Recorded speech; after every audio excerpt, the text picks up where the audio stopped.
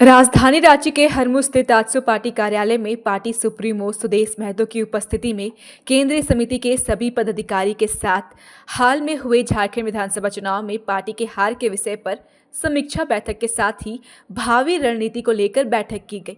संगठन को मजबूत करने को लेकर इस बैठक में पार्टी की ओर से मंथन भी किया गया। बैठक के उपरांत पार्टी सुप्रीमो ने संवाददाताओं से रूबरू होते हुए कहा कि पार्टी के संगठन मात्र मजबूती एवं राज्य के 24 जिला में प्रत्यक्ष रूप से हमारी पार्टी जाकर लोगों से मिलकर चर्चा करेगी एवं पार्टी की ओर से कार्यक्रम भी चलाए जाएंगे।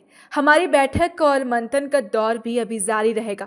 राज्य और राज्यवासियों के हितों में हमारी पार्टी हमेशा सजगता के साथ खड़ी रहेगी। और ये कोई बड़ा विषय नहीं है, खाली करना सरकार का निर्णय है और पदेना ये दायित्व हमें या फिर रहने का दायित्व विधायक के हैसियत से था और वो इज्जत नहीं रहेंगे तो उसको छोड़ना पड़ता है। पहले भी आप विधायक नहीं थे तो सामने हाँ, उस समय सरकार ने कंडीशन लगा के उसका एक रास्ता निकल के रहने के लिए अधिकृत किए थे तो था। अभी सरकार को है कि वो हमारा मंत्रिमंडल, मैंने देखा मंत्रिमंडल या मुख्यमंत्री परिषद का हिस्सा हो सकता है। इस बार सरकार कोई रास्ता नहीं खोज रही है, कट टू कट बात कर रही है। मेरे लिए ये कोई विषय नहीं है, मेरे लिए वो छत विषय नहीं है। ओबीसी वोटों का जो खासकर कहें कि आप लोग जिस जाति की नहीं कहेंगे, मतलब जहाँ प्रभुत्व है आप लोगों तो दोनों जाति है, वो भटकी, इसके कारण एनडीए का बड़ा नुकसान हुआ। ये मानते हैं आप कि जो कभी कभी इसका सही आकलन हो नहीं पाता है, वो बिखराव सभी में हुआ है। मैंने कहा कुछ समुदाय विशेष का ध्रुवीकरण हुआ है और कुछ में बिखराव आया है।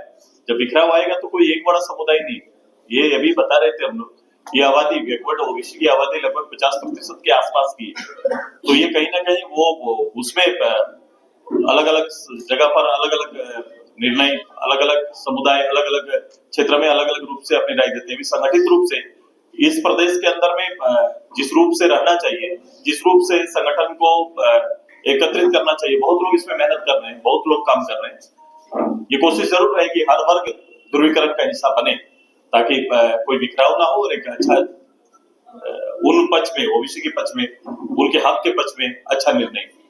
ये आदिवासी वोटों से अधिकांश सीटों पर आपको मौजूद नहीं मिल पाए जहाँ आदिवासी लोग नहीं, ऐसा अभी कुछ समय से इसको आप देख सकते हैं, कुछ समय से देख सकते हैं। हमारे सहयोगी दल, क्योंकि पार्लियामेंट हम उधर लड़े नहीं, तो पार्लियामेंट में भी इसकी झलकियां आपको मिली होंगी और असेंबली में भी कहीं ना कहीं जो 28 रिजर्व सीट है वहां उस संख्या जरूर कम आई, हम उस पर मंथन करेंगे।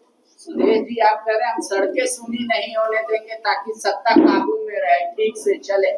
सत्ता कह रही है हम तो खुद विपक्ष में हैं। ये लोग पीआईएल गैंग 75% रिजर्वेशन झारखंडियों का खत्म करा दिए निजी क्षेत्र में। मेरा पैसा 1,36,000 करोड़ रुपया नहीं दे रहे हैं। बोले इसकी लड़ाई सुदेश जी को लड़नी चाहिए। मैं निश्चित रूप से मैं रिजर्वेशन के पक्ष में हूँ, मैं सारना कोड के पक्ष में भी हूँ, मैं राज्य का कोई अंश केंद्र के हिस्से में है तो उसके पक्ष में भी मैं खड़ा हूँ। लेकिन इस सब पक्ष में ईमानदारी दिखनी चाहिए, राजनीति में, क्योंकि ये सारे पक्षों पे उनकी राजनीति दिखती है, अंततः राजनीति झलकती है। मैंने कहा कि अगर जातीय जनगणना करने का विषय, जातीय जनगणना करने का सब्जेक्ट अगर था जिसकी बात उसके केंद्रीय नेता आकर यहाँ पर सभाओं में दोहरा कर जाते हैं, तो निश्चित रूप से उनको कहना चाहिए था कि अपने राज्य को आदेश देना चाहिए था। क्योंकि प्रत्यक्ष रूप से 5 साल पूरा ये उन्हीं की सरकार रही, इंडिया गठबंधन की सरकार रही, लेकिन इसको लेकर कभी भी आगे नहीं बढ़े। केवल एक बयान और एक कमेटी तक ही ये रह गई, आज तक ये आगे नहीं बढ़ पाया। अभी भी पहला निर्णय वही आना चाहिए कि आप जातीय जनगणना प्रदेश के अंदर में कराइए, हम आपके साथ हैं। आपने विधानसभा के अंदर एक सदस्य के रूप में, मेरी पार्टी के नेता के रूप में भी आपने मुझे देखा था कि जब राज्य के इन तीनों एजेंडे पर, राज्य के हित के एजेंडे जब आते हैं तो सुदेश महतो पक्ष और विपक्ष नहीं देखता, सीधे खड़ा होकर उन विषयों को समर्थन देने का काम करता है। यही ईमानदारी उनको भी दिखानी चाहिए। आज जिन फंड की बात कर रहे हैं, फंड को थोड़ा क्लियर करना हो, जो भारत सरकार से मांगने का, मैं पहले भी कहा 5 साल तक ये मुख्यमंत्री के रूप में प्रधानमंत्री से इस इशू के साथ, नीति आयोग के साथ इस इशू के साथ, खुद मुख्यमंत्री को फ्रंट में आना, वित्त सचिव के साथ, चीफ सेक्रेटरी के साथ जाके कमेटी बात करे पहले कि किन किन हिस्से में कहां वो छूट जा रहे हैं। अखबार से ये इसका समाधान नहीं निकलेगा, बैठकों से समाधान निकलेगा।